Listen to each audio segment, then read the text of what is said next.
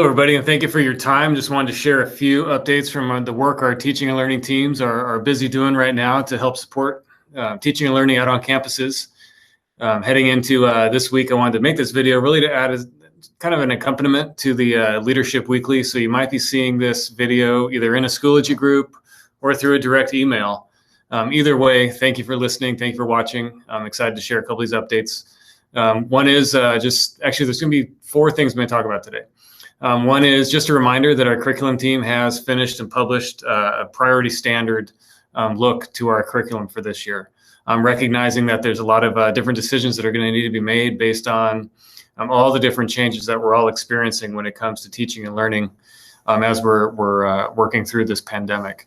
And in recognizing that, rather than kind of taking a more of a scattershot approach to how we would prioritize standards, we took that on as a curriculum team to make sure that there was some stability with how we're making those decisions. So if you haven't seen those yet in your different grade level or content area groups in the ARC, please do so, or take a look at this slide. There's a link to where you can find those in the ARC as well, so you can see those priority standards.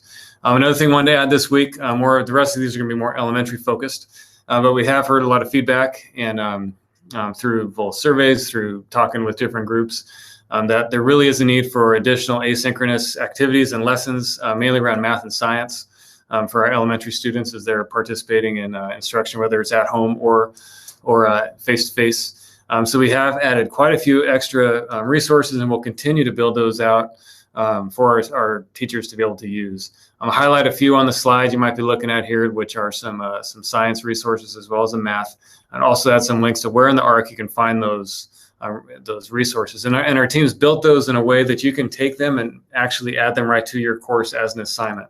So our goal is always to make it as few clicks as possible, and for you to either adjust what we did or take exactly what we did and make it a plug and play resource into your course. So those are the goals. We'll continue to build this out over time. And we also want to encourage you as well to add your own resources to our grade level groups. That's a great way for teachers to be able to share with each other. Most of the incredible resources that we provide as a teaching and learning team, we've taken those from teachers, and we've seen some of the great work that's happening out there, and we're just really the conduit to make that sharing happen. But there's no reason that we need to do that. We trust the decisions that you're making when it comes to the activities, instructions, assignments, assessments that you're creating for our students. So feel good about sharing that. Put those into the shared folders in our Schoology groups. It's a great way for you to be able to share with others on other campuses within your own campus. It's a great way to see what's happening on other campuses. We just really encourage you to start doing that sharing. And then finally, one last thing I wanted to share this week is our elementary teams are going to start publishing lesson plan. We're going to call them lesson plan supports. They're going to look very similar to the lesson plan samples that we provided the first 3 weeks of this school year. At this time, they're going to be focusing mainly on literacy and math, and they're really to support the instruction that you're already doing in class. Obviously, there's lots of changes that have been going on in regards to who's teaching which class, who's teaching which subject area, and we anticipate those changes are probably going to continue as we work together to make it through this pandemic. But in regards to our understanding of that flexibility that's going to be needed, that puts a huge stress on everybody, of course. So we want to be able to provide resources that, again, you can pretty much just take and turn around in a day and use them with your students, or take them, adjust them, make them your own, do whatever you want with them, but we want to make sure that those resources are available. So our teams are jumping into that work this week, if you're watching this when we publish it on the 21st. And our first set of lesson plan supports are going to be published on September 24th. And that'll be for instruction.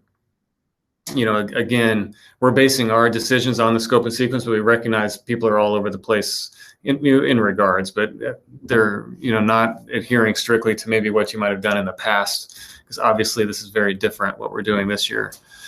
So on the 24th in our Schoology groups, you will see the first published of these lesson plan supports, and then our teams are working as quickly as they can to get ahead of where you might be in your instruction. So our goal is to get 2 weeks ahead. It might take us a week or so to get to that 2-week buffer, but that's our goal, and you'll continue to see these supports being published in those groups. And then finally, the last thing I want to mention is that, again, elementary, As those lesson plan supports are published, we're also going to be hosting some live optional drop-in Q&As.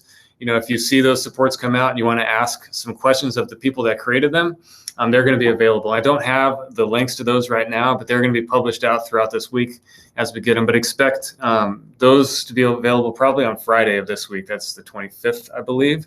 And we'll record them. Even if nobody pops in to answer questions, I'm going to ask our folks to just kind of share their thinking of what they were, how they made those decisions when it came to creating those lesson plan supports. We'll record those and we'll post those as well, so you can watch those on your own time if you wish. But really, that's all I have for this week. I want to thank all of our teams in teaching and learning, and thank you every single staff member in Round Rock ISD for all the work that you're doing right now to support our students. My students, thank you. I've got a student at Fern Bluff and a student at Chisholm, and I couldn't be more impressed with the experience they've had on those campuses the last several weeks as the school year has started.